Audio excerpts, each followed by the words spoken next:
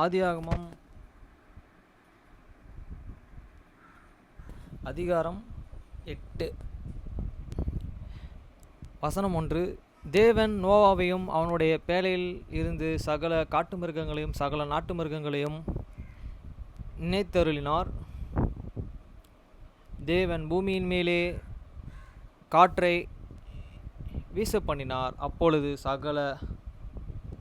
அப்பொழுது ஜலம் அமர்ந்தது. வசனம் 2. ஆழத்தின் ஊற்றுக்கண்களும் வானத்தின்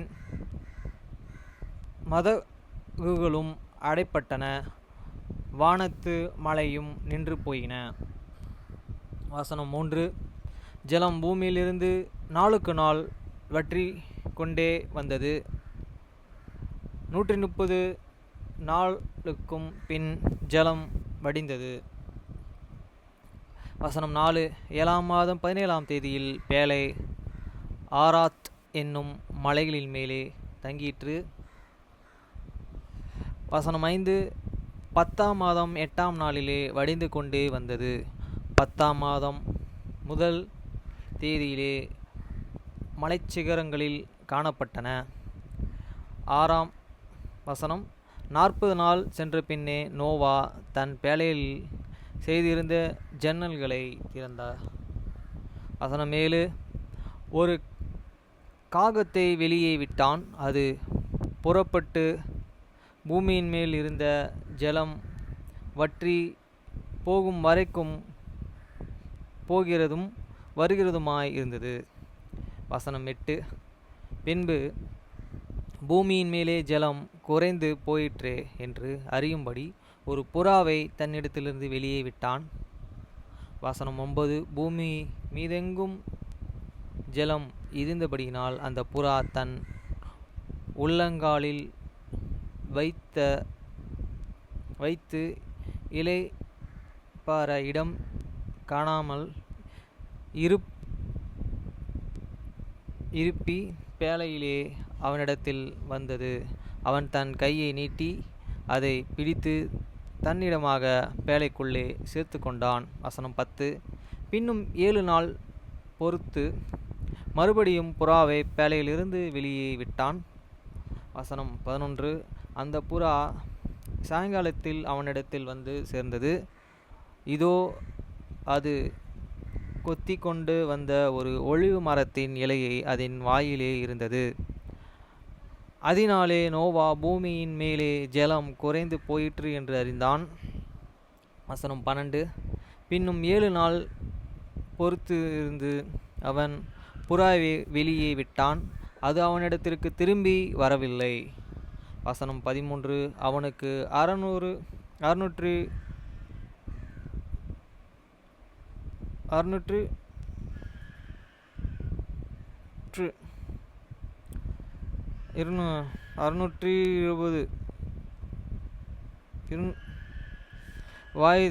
வயதாகும் வருஷத்தில் முதல் மாதம் முதல் தேதியில் பூமியின் மேல் இருந்த ஜலம் வற்றி போயிற்று. நோவா பேழையின் மேல்தட்டை எடுத்து பார்த்தான். பூமியின் மேலே ஜலம் இல்லாதிருந்தது. வசனம் 14. 2ஆம் மாதம் 27ஆம் தேதியில் பூமி காய்ந்திருந்தது. வசனம் 15. அப்பொழுது தேவன் நோவாவை நோக்கி.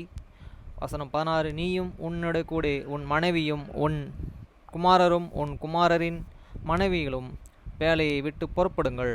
வசனம் 17. உன்னிடத்தில் இருக்கிற சகலவித மச்சி மாமிச ஜந்துக்களுமாகிய பறவைகளையும் மிருக ஜீவன்களையும் பூமியின் மேல் ஊறும் சகல பிராணிகளையும் உன்னோடே வெளியே வரவிடு. அவைகளை பூமியின் மேலே திரளாய் வந்திருந்தது, பூமியின் மேலே பழுகி பெருக கடவது என்றார். வசனம் 18. அப்பொழுது நோவாவும் அவன் குமாரரும் அவன் மனைவியும் அவன் குமாரரின் மனைவிகளும் புறப்பட்டு வந்தார்கள். வசனம் 19. பூமியின் மேல் நடமாடுகிற சகல மிருகங்களும் ஊறுகிற சகல பிராணிகளும் சகல பறவைகளும் ஜாதி ஜாதியாக பேழையில் இருந்து புறப்பட்டு வந்தன. வசனம் 20.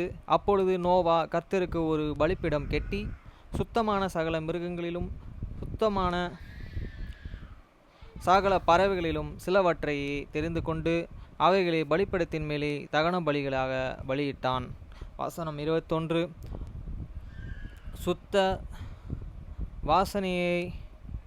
சுகந்த வாசனையை கர்த்தர்